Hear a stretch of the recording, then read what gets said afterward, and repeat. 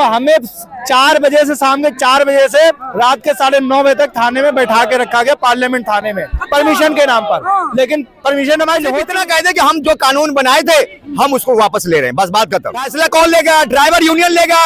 Transporter कौन होता है फैसला लेने वाला? ट्रांसपोर्टर नहीं खत्म हुआ है। आपको मैं फिर कह रहा हूँ, ये सिर्फ एक अफवाह है।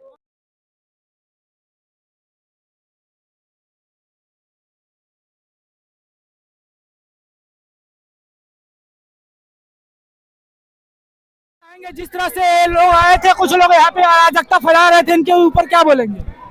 देखिए, ये गलत बात है। हर किसी को अपनी बात कहने का अधिकार है और एक मर्यादा में रह करके कहना चाहिए सभी को। यहाँ पर किसी को भी अपशब्द नहीं कहने चाहिए, किसी को भी गलत नहीं बोलना चाहिए, क्योंकि ये शांति प्रिय। जब हम परमिशन के लिए कल गए थे या पहले गए थे, जब जहाँ कार्यक्रम करनी जो परमिशन, वहाँ पर सुप्रीम कोर्ट का बकायदा बोर्ड लगा हुआ है कि आप लोग वहाँ पर शांति से प्रदर्शन करेंगे, लाठी डंडे नहीं ले जाएंगे, बहुत कुछ वहाँ का नियम था। वो सारे फॉर्म हम लोग भरते हैं। यहाँ पे कुछ अराजकता ये बात आप कह सकते हैं कि कुछ बीजेपी के लोग इसमें आए हों और इसमें बात को या ड्राइवर एकता को, माहौल को खराब करने की कोशिश कर रहे हो। बिल्कुल आप सही कर रहे हैं। हो सकता है कि उनके बीजेपी का कुछ द्वारा आया हो, हम इस बात से हम इनकार नहीं करते। कुछ लोग अभी शाम को बोल रहे थे कि धरना प्रदर्शन खत्म हो गया है, सरकार के साथ अपना साठगांठ बन गया है। प्रदर्शन नहीं खत्म हुआ है। आपको मैं फिर कह रहा हूँ, ये सिर्फ एक अफवाह है। मैं आपसे एक बात कहना चाहता हूँ, आंदोलन किसने किया? ड्राइवरों ने। आंदोलन को आगे किसने बढ़ाया? ड्राइवर यूनियन लीडर ने, ड्राइवर कार्यकर्ताओं ने। तो फैसला लेगा कौन? ड्राइवर लेगा। फैसला कौन लेगा? ड्राइवर यूनियन लेगा। ट्रांसपोर्टर कौन होता है फैसला लेने वाला? ट्रांसपोर्टर कैसे लेगा फैसला? ट्रांसपोर्टरों के साथ बैठक क्यों चल रही थी गृह मंत्रालय के अंदर? वो सरकार की साठगांठ है, आप समझ नहीं रहे हैं। यही तो सरकार की अफवाह है कि इनकी जो यूनिटी बनी हुई है, इनको किसी तरीके से तोड़ो। मैं कहता हूं, गृह मंत्री साहब ने बयान, कानून की जानकारी किसने दी? आपको मालूम है, आप मीडिया से है।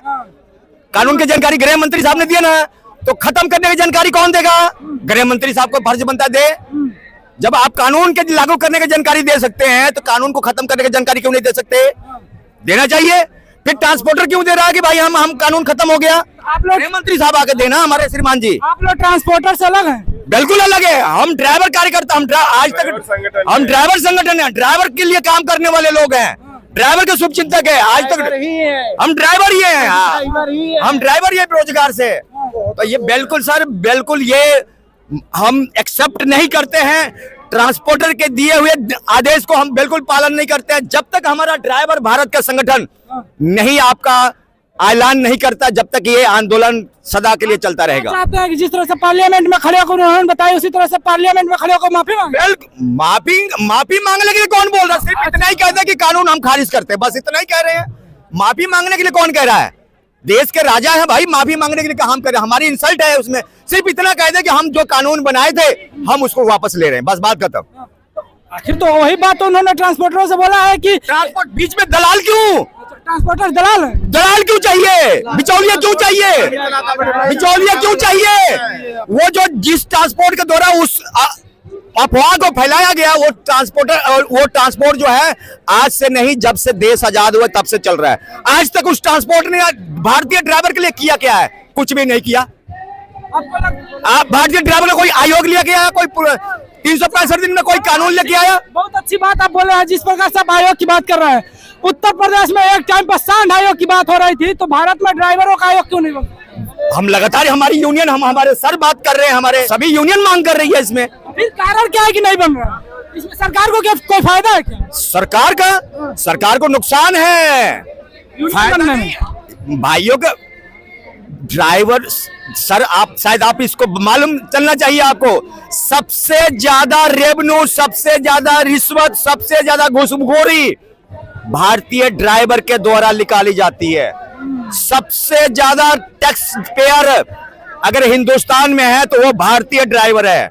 भारतीय ड्राइवर को एक एटीएम मशीन समझा जाता है। आपके जेब में से 10 रुपया दो, 20 रुपया दो, 500 रुपया दो, 1000 रुपया दो, यानी कि सुविधा के अनुसार से उस एटीएम में से पैसा निकाल लिया जाता है। सरकार को आयोग बनाने में, हम वही पूछ रहे हैं, सरकार को आयोग बनाने में क्या दिक्कत फिर आ रही है?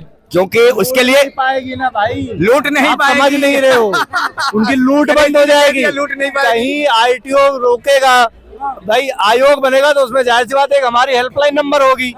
अभी क्या है, कोई हेल्पलाइन नंबर नहीं, हम कहाँ फोन करें, 100 नंबर पे करें। वो तो चाहते हैं कि हमें आगे में मुर्गा मिले हलाल करने को, तो ड्राइवर कहाँ जाएगा। अगर आयोग बनेगा तो उसमें एक हेल्पलाइन नंबर होगा, सिस्टम होगा ना, हमारा अधिकारी होगा, बताया जाएगा कि हमारे साथ अधिकारी होगा हमारा।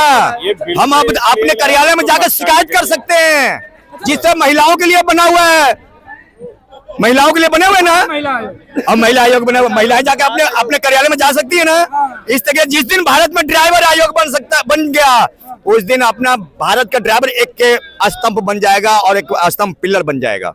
और आपको क्या लगता है, जिस तरह से ट्रांसपोर्टरों की साथ बैठक हुई भारत सरकार की, उसके बाद से कुछ धरना प्रदर्शन में यहाँ पे देखा जा रहा है उतने लोग नहीं पहुंचे, ट्रक ड्राइवर बहुत सारे नहीं पहुंचे, उसके बावजूद यहाँ पे कुछ बिचौलिए आ रहे हैं जो दंगा फैला रहे हैं। क्या उस ट्रांसपोर्टरों का कोई रणनीति है क्या? देखिए, रणनीति पूरी रणनीति है। मैं आपको परमिशन की बात दिलाता हूँ, हमने परमिशन डाली थी, दो यहाँ के 2 संगठनों ने जंतर मंतर पे कार्यक्रम की परमिशन डाली थी 10 दिन पहले, जो कि सुप्रीम कोर्ट के अनुसार कि 10 दिन पहले लेनी पड़ेगी परमिशन। फिर कल हमें फोन करा जाता है कि आप लोगों का जो कार्यक्रम है उसके लिए यहाँ डीसीपी साहब के पास आइए, मीटिंग है आपकी। और वहाँ बोर्ड लगा रखा है, जैसे मैंने पहले बताया कि कुछ नियम है, डीसीपी चाहे तो परमिशन रद्द कर सकता है और ना चाहे तो दे भी सकता है। आप क्या है, ड्राइवर यूनियन में कुछ है? मैं ड्राइवर ही हूँ, मैं समाज सेवी संगठन से, मैं हमारे सुरेंद्र प्रसाद जी, अनवर पाशा जी आंध्र प्रदेश से, मैं इनके साथ मिलकर के कार्य करता हूँ। ये लोग हमारे सीनियर है, अध्यक्ष है। तो मैं दो मिनट में आपके पास, तो जो आपने मुद्दा करा है कि जो रद्द करना चाहते थे, तो हमें 4 बजे से शाम के 4 बजे से रात के 9:30 बजे तक थाने में बैठा के रखा गया, पार्लियामेंट थाने में, परमिशन के नाम पर। लेकिन परमिशन हमारी हो चुकी थी डीसीपी साहब से, लेकिन फिर भी कहा मीटिंग के लिए आना है, ताकि हम वहीं पर बीमार हो जाए, हमारे लोग भ्रमित हो जाए कि परमिशन नहीं मिली है। बहुत बड़ी बात बोल रहे हैं कि आपका परमिशन हो गया था, उसके बावजूद आपको थाने बुलाया गया, थाने बुला के मीटिंग के नाम पे बुलाया गया, तो क्या मीटिंग हुई? नहीं हुई। हमें जब तक हम पहुंचे कम से कम 50 फोन हमें करेंगे कि आप लोग आइए, आप लोग आइए, आप लोग आइए। आपको डीसीपी साहब के साथ राम नरेश निषाद नाम है। आप सोचिए कि यहाँ पे धरना प्रदर्शन जंतर मंतर पर देने के लिए परमिशन हो जा रही है, उसके बावजूद लोगों को बुलाया जा रहा है, मीटिंग के नाम पे उन्हें बैठाया जा रहा है, जबकि मीटिंग के नाम पे कुछ भी नहीं किया। कुछ भी इधर से उधर, उधर से उधर, बस हम तो पागलों की तरह, कभी हाजी साहब, कभी उस कमरे में धक्के खा रहे, कभी वहाँ कभी वहाँ। और ठंड का टाइम था,